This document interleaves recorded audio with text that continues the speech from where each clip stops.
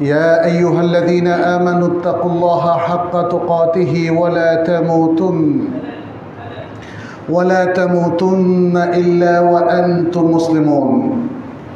سديدا يصلح لكم أعمالكم ويغفر لكم ذنوبكم ومن يطع الله ورسوله فقد فاز فوزا عظيما.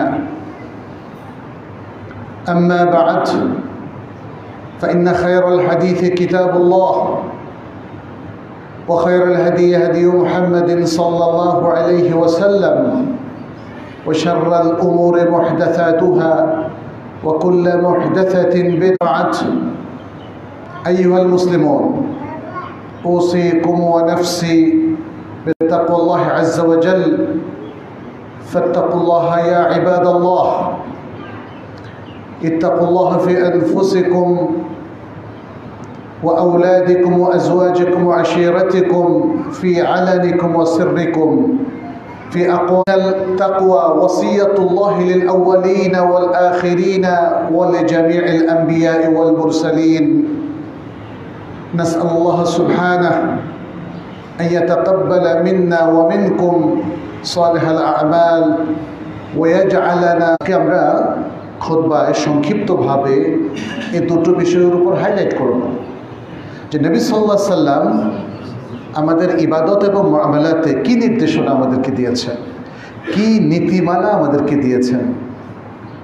যেহেতু আল্লাহ সুবহানাহু ওয়া তাআলা বারবার তার রাসূল সাল্লাল্লাহু আলাইহি সাল্লামকে প্রত্যেকটা ক্ষেত্রে অনুসরণের নির্দেশনা দিয়েছেন, ফলে তিনি কি নীতিমালা প্রণয়ন করেছেন এবং কিভাবে ইবাদতের জিন্দেগি সাজাতে বলেছেন, মুআমালাতের ক্ষেত্রে আমাদেরকে চলতে বলেছেন, সেটা আমাদের জন্য খুবই গুরুত্বপূর্ণ। আমরা অনেকেই ব্যক্তিগতভাবে অনেক ইবাদত করে থাকি, কিন্তু কখনো কি ভাবি আমার ইবাদতগুলো ঠিক হচ্ছে কিনা, আমার ইবাদতগুলো সেভাবে আমরা করছি কিনা যেভাবে আল্লাহ এবং তার রাসূল সাল্লাল্লাহু আলাইহি সাল্লাম আমাদেরকে আদায় করতে বলেছেন। কিংবা মুআমালাতের যে জীবনটা আছে, কথাবার্তা, আচার আচরণ, ব্যবসা বাণিজ্য, বিবাহ শাদী, তালাক, কিংবা প্রতিবেশীর সাথে আচরণ, অন্যদের সাথে আচরণ, এ সকল ক্ষেত্রে আল্লাহ এবং তার রাসূল সাল্লাল্লাহু আলাইহি সাল্লাম কী নির্দেশনা আমাদেরকে দিয়েছেন সেটা কি কখনো আমরা একটু যাচাই করে দেখেছি, জীবনের সাথে মিলিয়ে দেখেছি? কেমনটা হওয়া উচিত ছিল, কিভাবে চলা উচিত ছিল, আর কিভাবে আমরা চলছি? এ দুটো জিনিস আমরা যদি একটু কম্পেয়ার করে না দেখি, একটু যাচাই বাছাই করে না দেখি, তাহলে কিন্তু আমাদের মুসলিম জীবনের যে উন্নয়ন সেটি কিন্তু কখনোই হবে না। কত মানুষ ইবাদত পালন করে, কিন্তু তার ইবাদত আদৌ আল্লাহর কাছে কবুল হয় কি না, তাই না? এটা একটা বড় প্রশ্ন। মুআমালাতের ক্ষেত্রে আমরা হালাল হারাম বেছে চলছি কি না, কি নীতিমালা আমাদের জন্য রয়েছে, খুবই দিনহীনভাবে উপস্থাপন করে কারো আনুগত্য করা,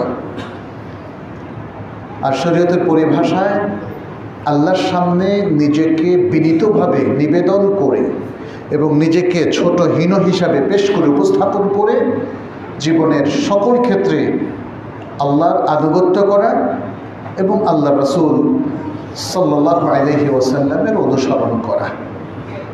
এটা হচ্ছে ইবাদতের মূল কথা।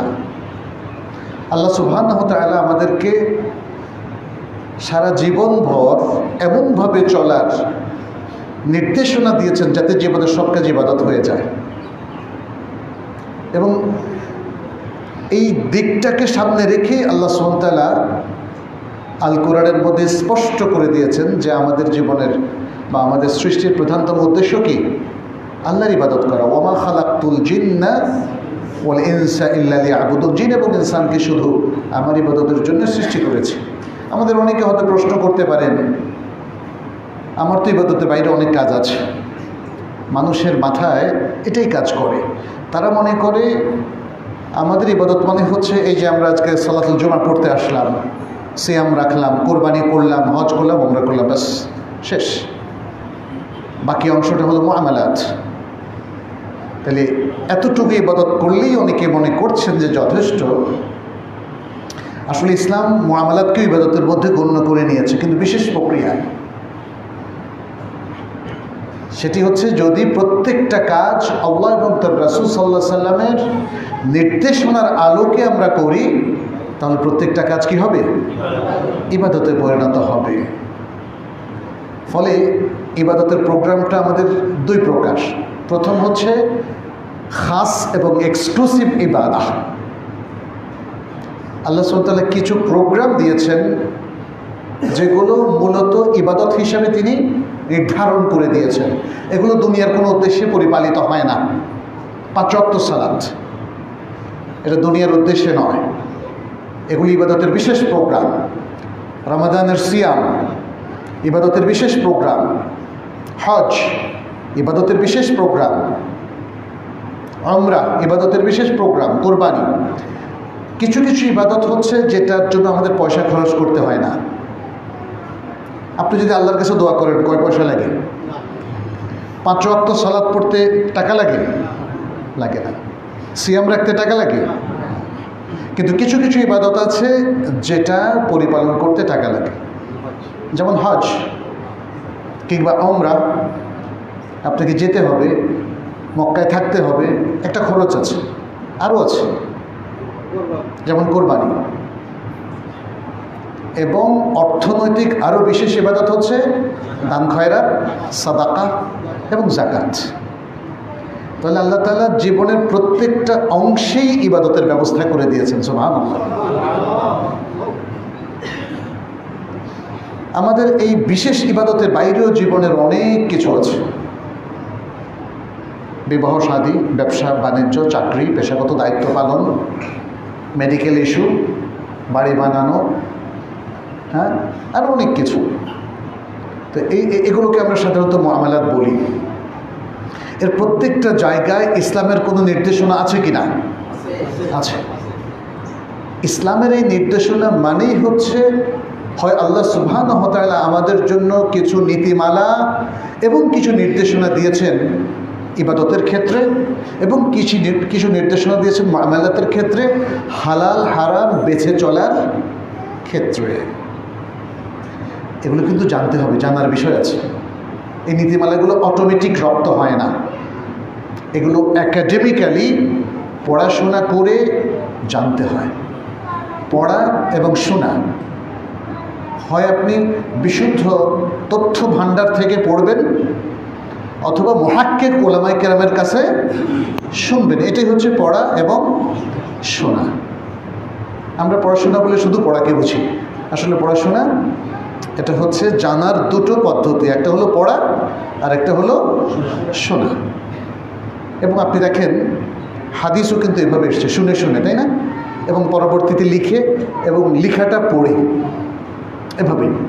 তাহলে ইসলামের পুরোটাই হচ্ছে পড়াশোনা, একাডেমিক প্রোগ্রাম। ইবাদত শিখবেন, পড়াশোনা করতে হবে। মুআমালাতের হালাল হারাম জানতে চান, পড়াশোনা করতে হবে। ইবাদতের নীতিমালা অনুসরণ করতে চান, পড়াশোনা করে নীতিমালাগুলো রপ্ত করতে হবে। মুআমালাতের ক্ষেত্রে আল্লাহ এবং রাসূল সাল্লাল্লাহু আলাইহি সাল্লামকে অনুসরণ করতে চান, পড়াশোনা করতে হবে। কিন্তু আজকে তো পড়াশোনাই নেই, আমরাও করি না, আমাদের বাচ্চারাও করে না। গাইড পড়ে পরীক্ষা দিয়ে পাশ করে। এতে কি মুসলিম উম্মার রিভাইভাল হবে? এভাবে হবে না। শর্ট নোট পড়ে আসলে জ্ঞান অর্জন করা যায় না। জ্ঞান অর্জনের যে সোর্স আল কোরআন এবং আস-সুন্নাহ, সেখান থেকে জ্ঞান অর্জন করতে হবে। এবং আল কোরআন আস-সুন্নাহ থেকে যে জেনারেশন জ্ঞান অর্জন করেছিলেন, তাদের লিখে যাওয়া, এটাকে আমরা বলি তুরাথ, ঐতিহ্য, যেটা শত শত বছর ধরে আমাদের ওলামায়ে কেরাম লিপিবদ্ধ করে গেছেন, সেগুলো পড়তে হবে। এটাকে বলা হয় কুতুবুত তুরাথ, অর্থাৎ সেই সমস্ত গ্রন্থ যেগুলো ইসলামী ঐতিহ্যের অংশ।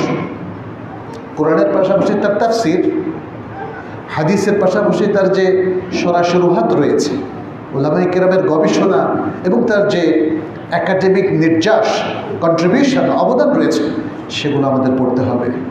সেগুলো আমাদেরকে পড়তে হবে, আমাদের শিক্ষার্থী যারা তাদেরকে পড়তে হবে। তাহলেই ইবাদত এবং মুআমালাতের এই নীতিমালাগুলো আমাদের রপ্ত হবে, সমাজ পরিবর্তন হবে। সমাজ পরিবর্তনের জন্য শুধুমাত্র ইচ্ছা যথেষ্ট নয়, স্বপ্নিকতাও যথেষ্ট নয়। পুরো জাতিকে পড়াশোনা করে আগে নিজেদের যোগ্যতা তৈরি করতে হবে। যাই হোক, তাহলে ইবাদতের যে দুটো ধারা আমরা দেখলাম, একটা হলো বিশেষ ইবাদত, আরেকটা হলো সাধারণ ইবাদত। এটাকে কমন ইবাদত বলা হয়, আল ইবাদাত আল আম্মা। এটা হলো মুআমালাতের সেই সকল কর্মকাণ্ড যেগুলো আমরা আল্লাহ এবং রাসূলুল্লাহ সাল্লাল্লাহু আলাইহি সাল্লামের নির্দেশনার আলোকে পরিপালন করে থাকি। আপনি ব্যবসা করলে অবৈধ ব্যবসা কি করা যাবে? বৈধ ব্যবসা করতে হবে। বৈধ ব্যবসার ক্ষেত্রে রাসূল সাল্লাল্লাহু আলাইহি ওয়াসাল্লাম নিজেও তো একজন ব্যবসায়ী ছিলেন, ব্যবসায়ী ছিলেন না? কিন্তু বিশাল ব্যবসা ডিল করেছেন। খাদিজা রাদিয়াল্লাহু তাআলা আনহার সকল ব্যবসা তিনি দেখতেন। তাহলে এই ব্যবসায়িক কর্মকাণ্ডের ক্ষেত্রে নবুয়তের পরবর্তী সময়, নবুয়তের আগে নয়, নবুয়তের পরবর্তী সময় তার নীতিমালা কী ছিল? কারণ তিনি তো অনেক ব্যবসাকে হালাল করেছেন, আর আল্লাহ সেটা ঘোষণা করেছেন, আহাল্লাহুল বাইআ ওয়া হাররামার রিবা। তাহলে এই ব্যবসায়িক নীতিমালাটা যদি আপনি আজকে দিনের অনুসরণে করেন তাহলে কি হবে? ইবাদত হবে। আর যদি হারাম ব্যবসায় সম্পৃক্ত থাকেন অথবা বৈধ ব্যবসার মধ্যে হারাম পদ্ধতি অবলম্বন করেন তাহলে এটা কি ইবাদত হবে? আপনি ব্যবসা করলেন বৈধ, খেজুরের ব্যবসা, বৈধ না? বৈধ। কিন্তু খেজুর ব্যবসা যদি ধোঁকাবাজি করেন, নিম্নমানের খেজুর উচ্চমানের খেজুর হিসাবে বিক্রি করলেন, মানুষ বুঝতে পারলো না, বৈধ হবে? আচ্ছা, সে বুখারী বিখ্যাত হাদিস যেখানে নবী সাল্লাল্লাহু আলাইহি সাল্লাম বাজারের মধ্যে ঢুকে প্রথমে খেজুরের খাঁচিতে হাত দিলেন। উপরে সুন্দর সব বড় বড় ভালো খেজুর শুকনা, আর নিচে দেখলেন পচা এবং ভিজা খেজুর। তিনি জিজ্ঞেস করলেন, এটা কেন করলেন? সাহাবা বললেন, তিনিও তার বুদ্ধিবৃত্তির দিক থেকে নিজেকে ডিফেন্ড করার, আত্মরক্ষা করার চেষ্টা করেছেন। রাসূল সাল্লাল্লাহু আলাইহি ওয়াসাল্লামকে বললেন, এটা তো আমার দোষে হয় নাই রাসূল, এটা আকাশ থেকে কিছু ভিজা খেজুর ছিল, আমি শুধু একটু কিছু আর্টিস্টিক কাজ করেছি। আর্টিস্টিক কাজ মানে ব্যবসায়িক শৈল্পিকতা। কি? শুকনাগুলোকে উপরে দিয়েছি আর ভিজাগুলোকে নিচে দিয়েছি। এটা ব্যবসায়িক শৈল্পিকতা আমাদের দেশের প্রেক্ষাপটে। আর্ট টু মেক মানি, বুঝতে পেরেছেন তো? মানুষের টাকা বাঁধানোর জন্য এটা একটা আর্ট। নবী সাল্লাল্লাহু আলাইহি ওয়াসাল্লাম কি বললেন? বললেন, ভালো কথা, কিন্তু ইসলাম যে আর্টটাকে, ব্যবসায়িক যে দক্ষতাকে ইসলাম সমর্থন করে সেটা হচ্ছে তুমি এটাকে উপরে দুটোকে এক্সপোজ করবে। এখানে ভালো আছে, মন্দ আছে, উপরে দেখলে যেন বোঝা যায় এটা মিক্স। এই দক্ষতা ইসলাম সমর্থন করেছে, কিন্তু তুমি যে দক্ষতার পরিচয় দিয়েছ ওটা ইসলাম সমর্থন করে নাই। এরপরে তিনি সে ঐতিহাসিক বাণী উচ্চারণ করলেন, মান গাশশানা ফালাইসা মিন্না, মান গাশশানা ফালাইসা মিন্না। যাই হোক, এটা একটা এক্সাম্পল দিলাম যে ব্যবসায়িক কর্মকাণ্ড ইবাদতে পরিণত হতে পারে, এবং যদি আপনি আপনার ব্যবসায়িক কাণ্ডকে ইবাদতে পরিণত করতে পারেন তাহলে এটা সমাজ উন্নয়নের, অর্থনৈতিক উন্নয়নের একটা সোপানে পরিণত হয়। ইসলাম এতটাই সুন্দর, কারণ এখানেও তো কাউকে ধোঁকা দেওয়া যাবে না, ভেজাল মেশানো যাবে না, অবৈধ কোনো কিছু করা যাবে না। এত পরিচ্ছন্ন ব্যবসা, এটা ইসলাম ছাড়া আর কোথাও সম্ভব নয়। ফলে ইসলাম যারা এত পরিচ্ছন্ন কাজ করে, ব্যবসা করে, পেশাগত দায়িত্ব পালন করে, ইসলাম তার রিমুনারেশন দুনিয়া এবং আখিরাতে ঘোষণা করে দিয়েছে।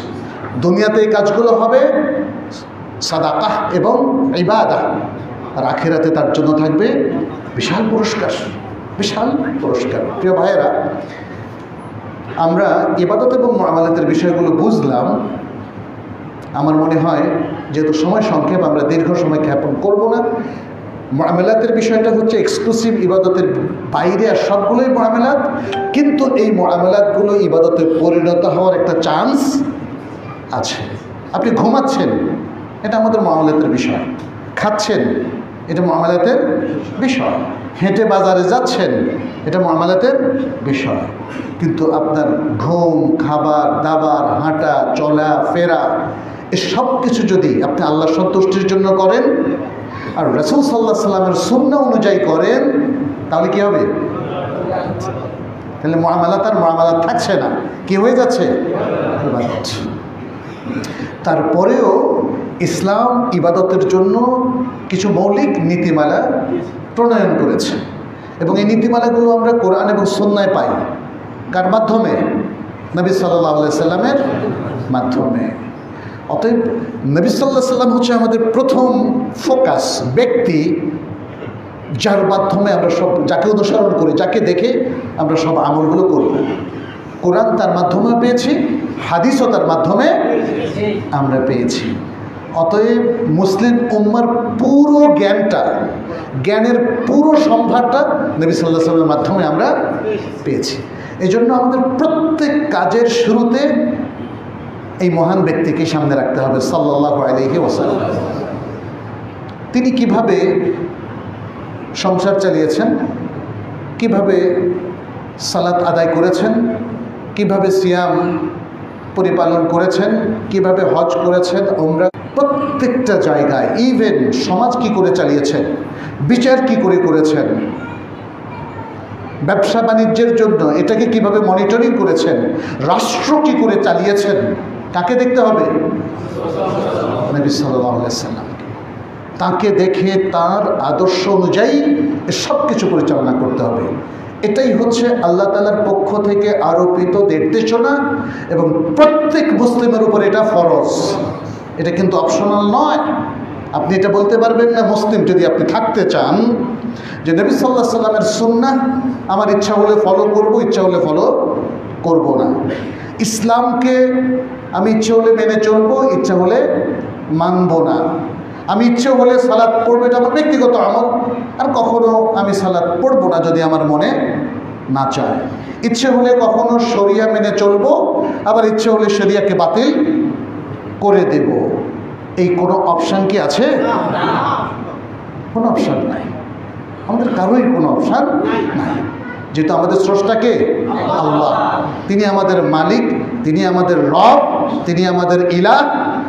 অতএব তিনি যেটা ফরজ করেছেন এটা সারা পৃথিবীর সকল মানুষ মিলেও বাতিল করতে পারবে না। হ্যাঁ, কথা বলার সুযোগ আপনার আছে, আল্লাহ একটা মুখ দিয়েছেন। এটা কে দিয়েছেন? মুখটা, ঠোঁটটা কে দিয়েছেন? জিহ্বা, দাঁত। কিন্তু এই জিহ্বা, দাঁত, ঠোঁট মিলিয়ে আপনি হয়তো বলতে পারেন, সেই ক্ষমতাটা আল্লাহ দিয়েছেন আপনাকে পরীক্ষার জন্য। আপনি হয়তো বলবেন আমি আল্লাহকে মানি না, ওয়ালিয়াযু বিল্লাহ। এরকম বলার লোক আছে কি নাই? আছে। আমি শরিয়া মানি না, এরকম বলার লোক আছে কি নাই? আছে। এটা আপনার জন্য বিশাল পরীক্ষা, বিশাল পরীক্ষা। যদি আল্লাহদ্রোহী এমন বচন আপনার মুখে আসে, আপনি যদি ভাগ্যবান হন সাথে সাথে তওবা করবেন এবং সারা বিশ্বের মানুষের সামনে ঘোষণা করে দেবেন যে আল্লাহ আমি শরিয়ার উপরেই আছি, শরিয়াটাই চাই, এটা ঘোষণা করবেন। আদারওয়াইজ আপনার ইসলামের মধ্যে থাকার কোনো সুযোগ নাই। অতএব আপনি ইবাদতকে অস্বীকার করতে পারবেন না। আপনি বলতে পারবেন না যে আমি সালাত পড়ব না বা সালাতের দরকার নাই। এগুলো কুফরি কালাম। ইসলামের এই যে ইবাদতের প্রোগ্রামগুলো, দ্বীনের এই যে বড় বড় প্রোগ্রামগুলো, এগুলো কার দেওয়া? আল্লাহর দেওয়া। ফলে এগুলো থেকে নিজেকে বিচ্ছিন্ন করার কোনো সুযোগ মুসলিমদের নাই। আচ্ছা, ইবাদতের ক্ষেত্রে তাহলে ইসলামের কিছু নীতিমালা আছে, আমি কয়েকটা আপনাদের সামনে শুধু বলবো, পুরো আলোচনা সম্ভব না। প্রথম হচ্ছে সকল ইবাদত, যেটা আমরা খাস বা বিশেষ ইবাদতের কথা বলছি, সালাত, সওম, হজ, যাকাত টাইপের, এগুলো হলো তাওকিফিয়া, ওহী নির্ভর। ওহীর বাইরে গিয়ে কোনো ইবাদত চালু করার কোনো সুযোগ নাই। তাহলে ইবাদতের যে কোনো প্রোগ্রাম যদি আমাদের সামনে কেউ নিয়ে আসে, আমরা দেখব আল্লাহ এবং তার রাসূল এটাকে রেকমেন্ড করেছেন কিনা, স্বীকৃতি দিয়েছেন কিনা, এটা ইসলামে স্বীকৃত কিনা, অর্থাৎ কোরআন এবং সুন্নাহ এই ইবাদতটার প্রোগ্রামটা নিয়ে কথা বলেছে কিনা এবং সুযোগ দিয়েছে কিনা ইবাদতের। সালাত সম্পর্কে তো অসংখ্য আয়াতও আছে আবার হাদিসও আছে, ও আকিমুস সালাহ। আর নবী সাল্লাল্লাহু আলাইহি ওয়াসাল্লাম বলছেন ইন্নাল্লাহা কাতাবা আলাল মুমিনিন খামসা সালাওয়াতিন ফিল ইয়াউমি ওয়াল লাইলা। আল্লাহ মুমিনদের উপর, মুসলিমদের উপরে দিনে 5 ওয়াক্ত সালাত কি করেছেন? ফরজ করেছেন। এভাবে আরও অসংখ্য আয়াত এবং হাদিস রয়েছে। তাহলে বোঝা গেল যে সালাত মানুষের প্রচলিত কোনো ইবাদত নয়, এটা আল্লাহ এবং রাসূলের নির্দেশিত একটা ইবাদত। সিয়ামের ক্ষেত্রে আমরা দেখি ফামান শাহিদা মিনকুম শাহরা ফালিয়াসুম, দলিল আছে। এরপরে আপনি কিতাবুস সালাত, কিতাবুস সিয়াম, কিতাবুল হজ, কিতাবুত তাহারা, এর মধ্যে হাদিস পাবেন অসংখ্য, যেখানে রাসূল সাল্লাল্লাহু আলাইহি ওয়াসাল্লাম ইবাদতের এই এক্সক্লুসিভ প্রোগ্রামগুলো তিনি স্পষ্ট করে নিজে মুখেও বলে দিয়েছেন এবং কাজের মাধ্যমেও তিনি মানুষকে ট্রেনিং দিয়েছেন, পরিপালনও করেছেন। ফলে কাউলি, ফেলি, তাকরিরি, হাদিস এবং আল্লাহ সুবহানাহু ওয়া তাআলার পক্ষ থেকে নির্দেশনার মাধ্যমে এই ইবাদতগুলো প্রতিষ্ঠিত হয়েছে। অতএব নবী সাল্লাল্লাহু আলাইহি সাল্লামের ইন্তেকালের পর থেকে, তিনি যখন ইন্তেকাল করলেন, মারা গেলেন, তারপর থেকে আজ পর্যন্ত নতুন কোনো ইবাদত চালু করার কোনো সুযোগ নাই। নতুন কোনো ইবাদত বা সওয়াবের কাজ যার পক্ষে সমর্থন কোরআন সুন্নায় নাই, সেটা কি ইবাদত হবে? এই জন্যেই আমরা বলি সমাজে প্রচলিত অনেকগুলো আমল আমাদের সমাজে রয়েছে এখন। এর মধ্যে রয়েছে জন্মদিবস পালন, মৃত্যু দিবস পালন, এমনকি রাসূল সাল্লাল্লাহু আলাইহি ওয়াসাল্লামের জন্মদিবস, তাই না, পালন। এগুলো সব নতুন ইবাদত, নতুন ইবাদত। মানুষ সওয়াবের আশায় করে। একটা নতুন দোকান খুললে মিলাদ পড়ে, নতুন বাড়িতে উঠলে মিলাদ পড়ে, পড়ে কিনা? অনেকে বলে যে না, এটা আমাদের বাঙালি কালচার হিসাবে করি। মানে যখন বলা হয় বেদাত, বলছে না না না, আমি সওয়াবের জন্য না, এটা আমাদের কালচার। মানে একটু বুদ্ধিমত্তার সাথে পাশ কাটায় যেতে চায়, কিন্তু আসলে সওয়াবের আশাতেই করে। অনেকে পরীক্ষার সময় আসলে মিলাদ পড়ায়। মিলাদ পড়ায় কী করে? আল্লাহর কাছে দোয়া করে। তাহলে তো এটা কী হলো? ইবাদত হয়ে গেল না? কিন্তু যে ইবাদতের পক্ষে রাসূল সাল্লাল্লাহু আলাইহি ওয়াসাল্লামের জীবদ্দশায় কোনো দলিল প্রমাণ নাই, সেটা কি হবে? সেটা বেদাত। সেটাই দেখেন, আপনি মূলনীতিগুলো জানলে দেখেন আপনি খুব সহজে বের করে ফেলতে পারবেন। মৃত্যু দিবস, রাসূল সাল্লাল্লাহু আলাইহি ওয়াসাল্লামের জমানায় কোনো সাহাবী মারা গিয়েছেন কিনা? রাসূল সাল্লাল্লাহু আলাইহি ওয়াসাল্লাম কারো মৃত্যু দিবস পালন করেছেন কিনা? এভাবে আরও দেখেন দরগা, রাসূল সাল্লাল্লাহু আলাইহি ওয়াসাল্লামের মানে মৃত্যুর আগে পরে কখনোই কোনো দরগা সিস্টেম ছিল না। মাজার, তিনি কবরই বলেছেন, কবর জিয়ারত করা যায়, কিন্তু কবরকে, মাজারকে তিনি বলেছেন? বলেন। মাজার কেন্দ্রিক যে টাকা উঠানো, মাজারের মধ্যে দান বাক্স, এগুলো কি? মানুষ সেখানে যায়, টাকা দেয়, মনে করে টাকা দিলে তার মনস্কামনা পূর্ণ হবে। এটা কি শিরক না? অতএব বুঝতে হবে যে ইবাদতের যে প্রথম মূলনীতি, এটা পুরোপুরি ওহির মধ্যে থাকতে হবে, ওহির মধ্যে, অর্থাৎ কোরআন সুন্নাহর মধ্যে থাকতে হবে। অন্যথায় এগুলো গবেষণা করে বা নেক নিয়তে আপনি চালু করলেন, এটা গ্রহণযোগ্য নয়। অনেক মানুষের মুখের দলিল হচ্ছে এই, ভাই আল্লাহর জন্যই তো করেছি। কিন্তু আল্লাহর জন্য করেছেন ভালো কথা, আল্লাহর জন্য করলে আল্লাহ তো একটা নিয়ম দিয়েছেন যে এটা মুহাম্মদ সাল্লাল্লাহু আলাইহি ওয়াসাল্লামের দেখানো পদ্ধতিতে হতে হবে, ওটা তো করেন নাই। ফলে আপনার ইবাদত আর ইবাদত থাকছে না। আল্লাহর জন্য যদি যা ইচ্ছা তাই করা যেত, তাহলে তো পৃথিবীর সকল মানুষই নতুন নতুন ইবাদত চালু করতে পারত। সেই অধিকার কি আছে? না। সুতরাং ইবাদত চালু করার অথরিটি একমাত্র আল্লাহর, আর মেসেঞ্জার হচ্ছেন একমাত্র মুহাম্মদ সাল্লাল্লাহু আলাইহি ওয়াসাল্লাম, শেষ নবী।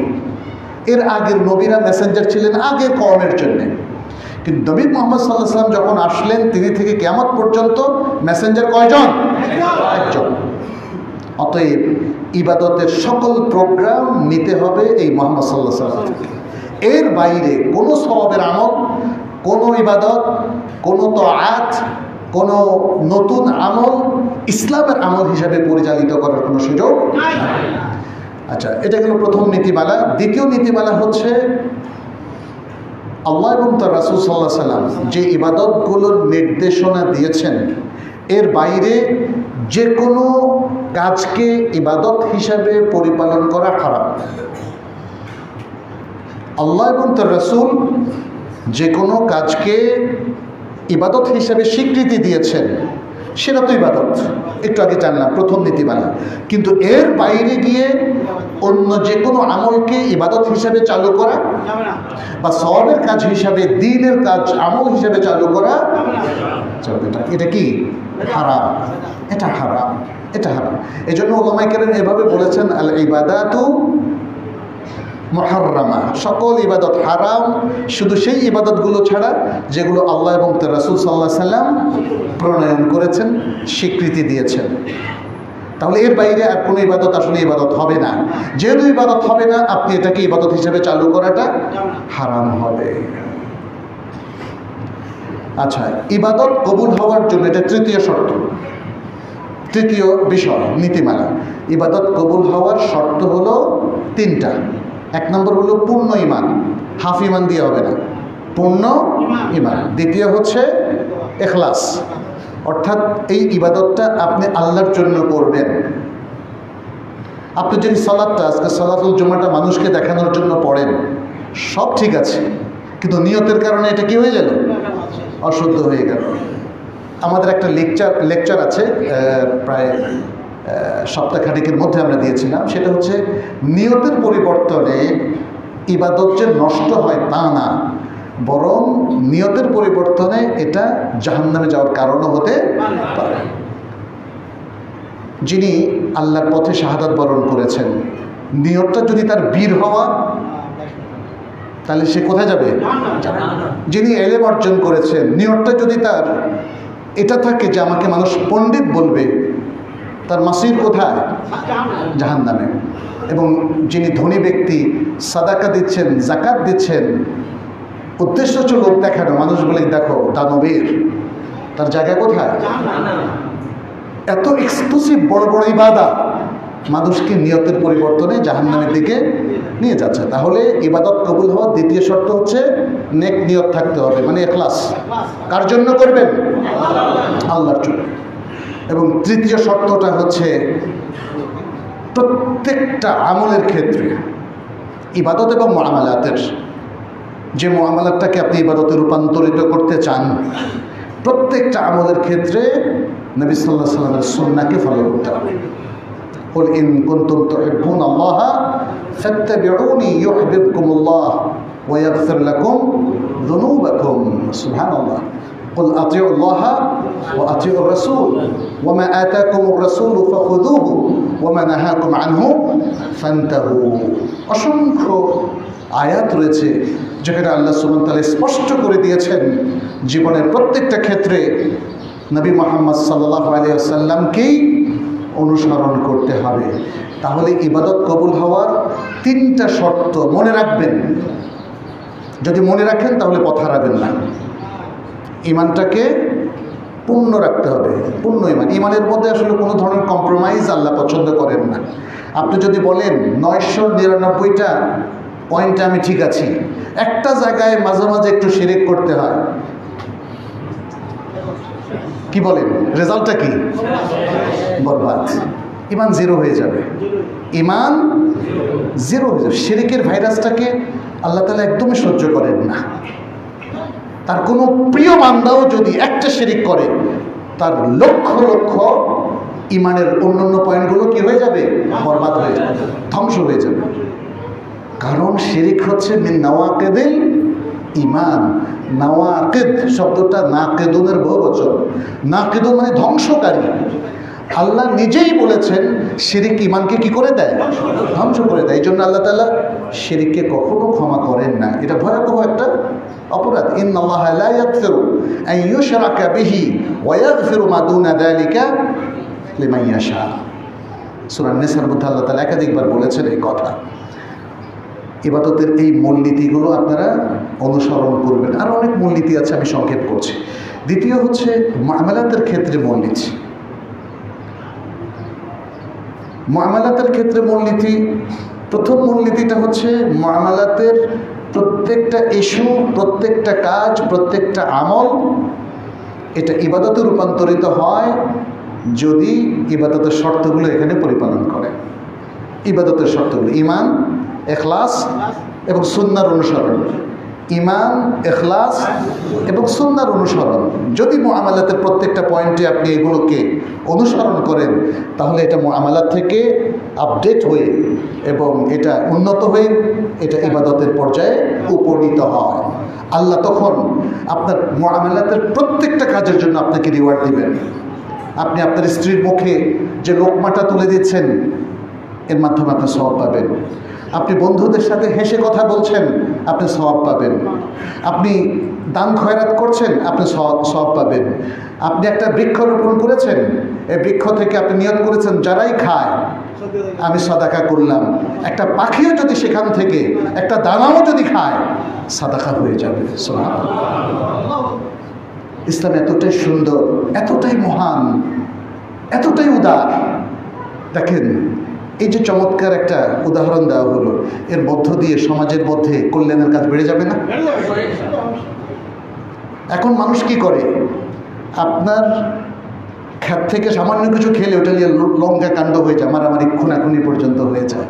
কারণ হাদিসের তারবিয়ত ওনারা পায় নাই। এই গ্রামে গঞ্জের মানুষদের কাছে আমি আশা করি এই মসজিদ ইসলামের এই মহান সৌন্দর্যগুলো তুলে ধরবে ইনশাআল্লাহ। ইমানদাররা সবচেয়ে ভালো আখলাকের মানুষ, সবচেয়ে উদার মানুষ। তারা সারা পৃথিবী সবার প্রতি ভালোবাসা পোষণ করে। শুধু মানুষ না, পশু পাখি সবার সাথে তারা সুন্দর আচরণ করে। এমনকি পাড়ার যে কুকুরটা সারাদিন ঘেউ ঘেউ করে ডিস্টার্ব করে, তার সাথেও সুন্দর ইহসান করে। এটাই তো মোমেনদের পরিচয়, তাই না? সুবহানাল্লাহ, সুবহানাল্লাহ। আমরা এখন চিন্তিত, দেশের কি হবে, মানুষের কি হবে। মানুষের মধ্যে এত হানাহানি, লাগালাগি, মারামারি, স্বার্থের সংঘাত, রাজনৈতিক, সামাজিক বিভিন্ন বিষয় নিয়ে। আমি আপনাদেরকে বলবো, প্রিয় ভাইয়েরা, দ্বীনের নীতিমালাগুলো ফলো করেন আর মানুষকে শেখান। ইনশাআল্লাহ সমাজ পরিবর্তন হবে, মানুষও ভালো হয়ে যাবে ইনশাআল্লাহ। রাসূল সাল্লাল্লাহু আলাইহি সাল্লামের যুগের মানুষ আমাদের এই বাঙালিদের চাইতে আরো খারাপ ছিল। এখানে এখনো পর্যন্ত কোনো বাবাকে দেখি নাই কন্যাকে জীবন্ত কবর দিয়েছে নাকি? এই কাজটা অন্তত হয় নাই আমাদের এই বাংলাদেশে, তাই না? কিন্তু নবী সাল্লাল্লাহু আলাইহি সাল্লামের যখন তিনি জন্ম লাভ করেছেন, তারপরেও এগুলো ঘটেছে। ইসলাম গ্রহণের আগ পর্যন্ত যারা এই কাজটা করেছেন, তারা নবী সাল্লাল্লাহু আলাইহি সাল্লামের কাছে এসে সাক্ষ্য দিয়েছেন যে আমি কাজটা করেছি। সেই সমাজকে কে ঠিক করেছেন? নবী সাল্লাল্লাহু আলাইহি সাল্লাম। কীভাবে ঠিক করেছেন? এই ইসলামের মহান প্রোগ্রামগুলো দিয়ে, বার্তা দিয়ে, মহান আখলাকি তারবিয়ত দিয়ে, তালিম দিয়ে, কোরআন দিয়ে, সুন্নাহ দিয়ে তিনি মানুষকে এভাবে এত সুন্দর করে পরিবর্তন করেছেন। সম্ভব কি না? সম্ভব। যদি তখন সম্ভব হয়, তাহলে আজও সম্ভব। আপনি নিজেকে দিয়ে বিচার করেন। আপনি যদি একটা সাফসুতরা, পরিচ্ছন্ন এবং পবিত্র জীবন যাপন করেন, আপনার জীবনের অনেক কিছু পরিবর্তন হয়ে যাবে কি না? এবং তখন আপনি দেখবেন অনেক টাকা আপনার প্রয়োজন নাই, একটা বড় প্রাসাদও প্রয়োজন নাই। একটা ছোট্ট কুঁড়ে ঘর আপনাকে যে পরিমাণ সুখী এবং হ্যাপি করবে, এটা বাংলাদেশের গণভবনও এতটা করবে না। বুঝতে পেরেছেন? আমাদের তো কি দরকার? সুখ দরকার। আর এই পৃথিবীতে তো কোনো কিছু স্থায়ী না, চলে যেতে হবে না? কুল্লু নাফসিন যায়িকাতুল মাউত। প্রিয় ভাইরা, মৃত্যুর কোলে যে কোনো সময় যে কেউ ঢলে পড়তে পারে। মৃত্যুর পরের জীবন হলো আসল জীবন।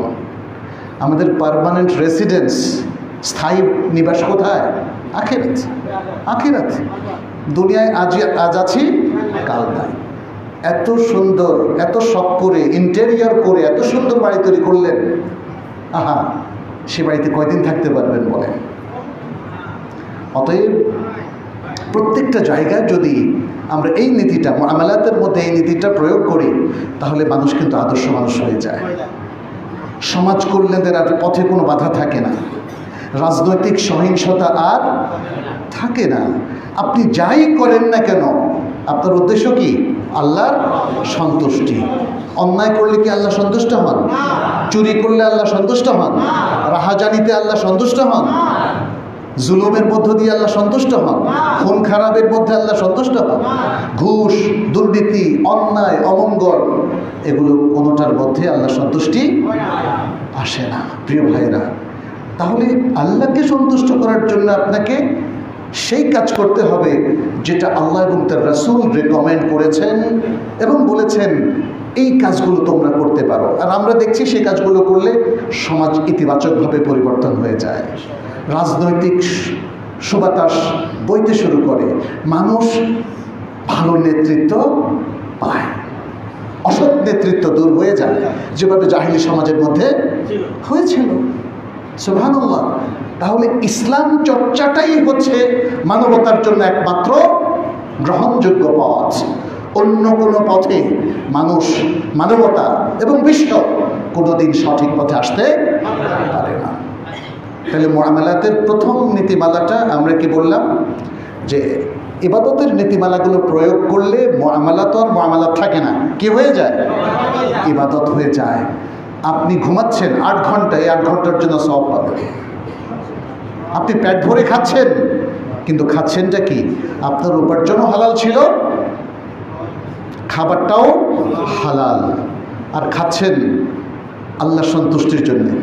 আমি সুস্থ থাকবো, দিনের কাজ করবো, ব্যাস এতটুকু হলেই আপনার প্রত্যেকটা লোকমার জন্য, নিজে খাচ্ছেন তাও সওয়াব পাবেন, স্ত্রীকে খাওয়াচ্ছেন তাও সওয়াব পাবেন, সন্তানদেরকে খাওয়াচ্ছেন তাও সওয়াব পাবেন। বাবা মার খোরপোশ দেওয়া ফরজ, বাবা মার মুখে যে লোকমা তুলে দিচ্ছেন তার জন্য সওয়াব পাবেন। ফরজ কাজ করে সওয়াব। সুবহানাল্লাহ, কি চমৎকার।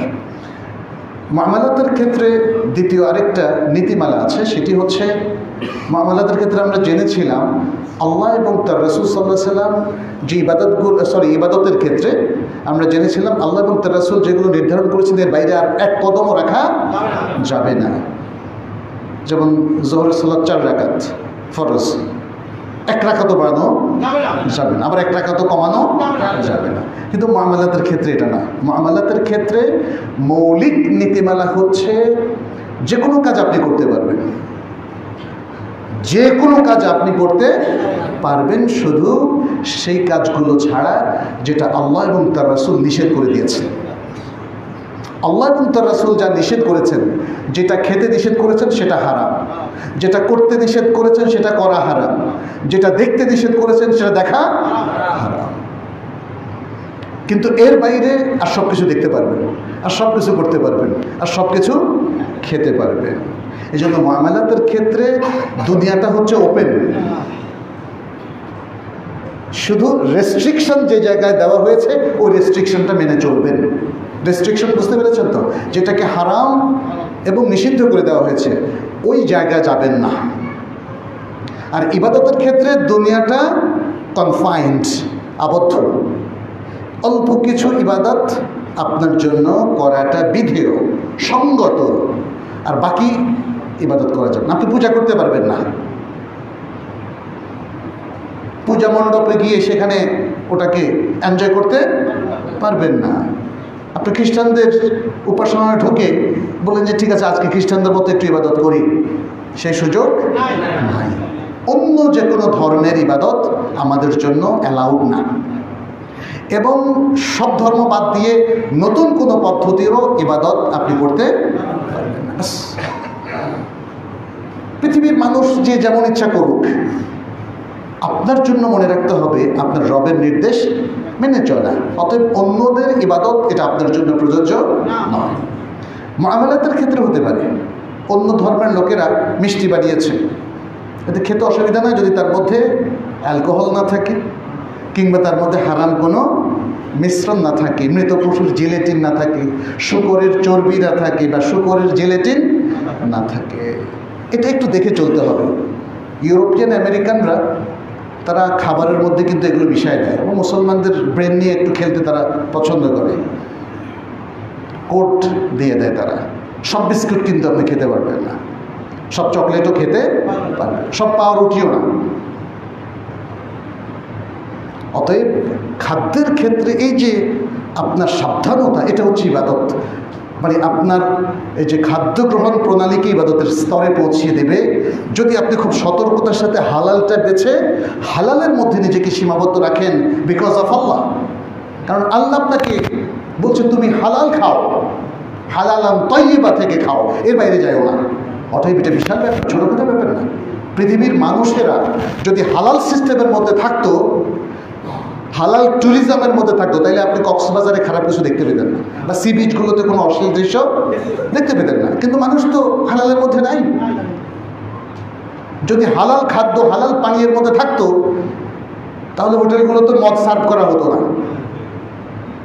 আমাদের এই ফেনী চট্টগ্রাম দিয়ে কোনো মাদক দ্রব্য আসতো না। ইয়াবা এখানে আসে কি না? আসে। হালাল হারামের কোনো বাদ বিচার নেই। সুতরাং হালালের মধ্যে থাকা এটা বিশাল একটা বড় প্রোগ্রাম, কিন্তু এই জন্যই এটা ইবাদত, এটা একটা সংগ্রাম, এটা দুর্নীতিবাজদের বিরুদ্ধে একটা বড় যুদ্ধ। হালালের মধ্যে থাকা, দুর্নীতিমুক্ত থাকা এবং হারামের বিরুদ্ধে অবস্থান নেওয়া বিশাল ব্যাপার। কিন্তু এটাকে যেভাবে আপনারা ছোট ওয়াজ মনে করছেন, এটা ওয়াজ না, এটা জীবন সংগ্রাম। এই জন্যই আল্লাহ সুবহানাহু ওয়া তাআলা আমাদের মুআমালাতের এই জায়গাগুলোকে ইবাদতে পরিণত করেছে। আপনি বিবাহ করছেন, এটা ইবাদত। বিবাহটা কি? ইবাদত। কারণ বিবাহ না করলে তরুণরা জেনা ব্যভিচার করে, সমকামিতায় লিপ্ত হয়। পৃথিবীর যে কোনো সমাজকে ধ্বংস করার জন্য, চারিত্রিক অধঃপতনের জন্য জেনা ব্যভিচার সমকামিতা যথেষ্ট। ফলে সত্যের পথে টিকে থাকার এগুলো অংশ মনে রাখতে হবে। মুআমালাতকে যদি এভাবে সাজান, আপনার প্রত্যেকটা কাজে ইবাদতে পরিণত হবে। এই জন্য সহিহ মুসলিমের সে বড় হাদিসটার একটা অংশ তো এটাও, সাহাবায়ে কেরাম যখন নবী সাল্লাল্লাহু আলাইহি ওয়াসাল্লাম বললেন ওয়াফি বুদ'i আহাদিকুম সাদাকা, তোমাদের প্রত্যেকের লজ্জাস্থানেও সওয়াব রয়েছে, সাদাকা রয়েছে, ইবাদত রয়েছে। অর্থাৎ লজ্জাস্থানের বৈধ ব্যবহারের মধ্যে ইবাদত রয়েছে। সাহাবায়ে কেরাম বললেন, ইয়া রাসূলুল্লাহ, কি বলছেন আপনি?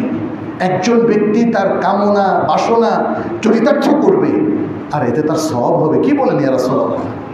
তিনি বললেন, শোনো, যদি এটা সে অবৈধভাবে চরিতার্থ করত তাহলে কি পাপ হতো? সবাই বলে ইয়েস, পাপ হতো।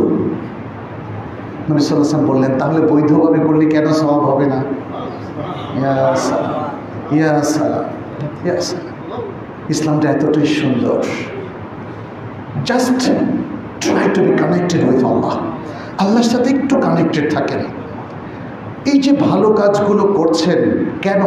ফর দ্য সেক অফ আল্লাহ, আল্লাহর জন্য, আল্লাহকে সন্তুষ্ট করার জন্য। এই যে হারাম থেকে বিরত থাকছেন, দুর্নীতি থেকে বিরত থাকছেন, বৈধতার মধ্যে সীমাবদ্ধ থাকছেন কেন?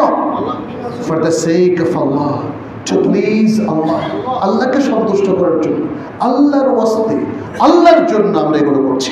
বাস এই নিয়মটা যদি করেন তাহলে আল্লাহর সাথে কানেক্টেড হয়ে গেলেন। যে আল্লাহর সাথে কানেক্টেড সে কখনো পথ হারায় না, সে সত্য পথ থেকে চ্যুত হয় না, সে আল্লাহর পথে থাকতে ভালোবাসে, সে আল্লাহর ইবাদতটাকে এনজয় করে, সে সততাকে উপভোগ করে, সে মানুষের জন্য কাজ করে আনন্দ পায়, নিজের সব কিছু বিলিয়ে দিতে সে সবচেয়ে বেশি আনন্দ পায়। যদি আনন্দ না পাওয়া যেত তাহলে দান করাটা সম্ভব ছিল না।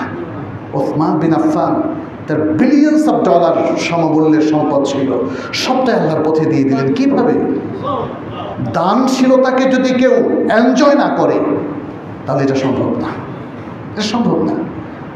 রাত্রে 3 ঘন্টা তাহাজ্জুদে দাঁড়ানো, 5 ঘন্টা তাহাজ্জুদে দাঁড়ানো, এটা যদি কেউ আনন্দ না পায় সম্ভব করা? মানুষ তো 2 রাকাত পড়ে আমরা দেখি যে দৌড় দেয়, ভাল লাগে না। ঘুরতে ফিরতে আড্ডা দিতে ভালো লাগে, সারা রাত নেটের মধ্যে পড়ে থাকতে ভালো লাগে, ব্রাউজিং করতে ভালো লাগে, অশ্লীল ছবি দেখতে ভালো লাগে। ইয়া সালাম, কিছু মানুষ মনে করে আচ্ছা এরা কেমনি এরকম থাকে, কোনো নাটক দেখে না, সিনেমা দেখে না, এদের জীবনে কি আনন্দ উল্লাস নাই? প্রিয় ভাইয়েরা, আনন্দ উল্লাস একটা আপেক্ষিক ব্যাপার। আল্লাহর সাথে কানেক্টেড থাকাটাই যার আনন্দ, সে অশ্লীল কাজে আনন্দ পায় না। এটা তার মধ্যে পালপিটেশন বাড়িয়ে দেয়, কারণ তাকে জাহান্নামের দিকে নিয়ে যায়। একটা অশ্লীল দৃশ্য দেখা মানে জাহান্নামের দিকে একটু অগ্রসর হওয়া। জাহান্নামের দিকে অগ্রসর হয়ে একটা মুসলিম হৃদয় কি করে তার ভালো লাগতে পারে বলেন তো? ভালো লাগতে পারে না। প্রিয় ভাইরা, আসুন জীবনটাকে সুন্দর করি। এই যে অল্প কিছু মামলা, যেহেতু সময় শেষ আমি আর লম্বা করবো না, এই যে কিছু নীতিমালা আমরা ইবাদতের জানলাম, মৌলিক কিন্তু খুব গুরুত্বপূর্ণ, একটু স্মরণ রাখবেন, তাহলে কখনো বেদাতে লিপ্ত হবেন না, শিরকে লিপ্ত হবেন না। মুআমালাতের ক্ষেত্রে যদি এই নীতিমালাটা ফলো করতে পারেন, তাহলে মুআমালাটার শুধু জাগতিক বৈধ কিছু কর্মকাণ্ডে সীমাবদ্ধ থাকছে না, এটা হয়ে যাবে ইবাদা। ইবাদা। আজকে যদি এদেশের জনগণ মুআমালাতকে ইবাদতের পর্যায়ে উপনীত করার এই মহাসংগ্রামে সম্পৃক্ত হয়, তাহলে সমাজটা কিন্তু পাল্টে যাবে। এই সমাজটা সুন্দর হয়ে যাবে, আমাদের রিলেশনগুলো ভালো হয়ে যাবে, আমাদের জনপদগুলো চমৎকার সুখী জনপদে পরিণত হবে। আল্লাহ যেন আমাদেরকে সে তৌফিক দান করেন, বোঝার তৌফিক দান করেন। আকুলু কাওলি হাযা ওয়া আস্তাগফিরুল্লাহ লি ওয়া লাকুম ওয়া লিসাইরিল মুসলিমিন ফাস্তাগফিরুহু ইন্নাহু হুয়াল গফুরুর রাহিম।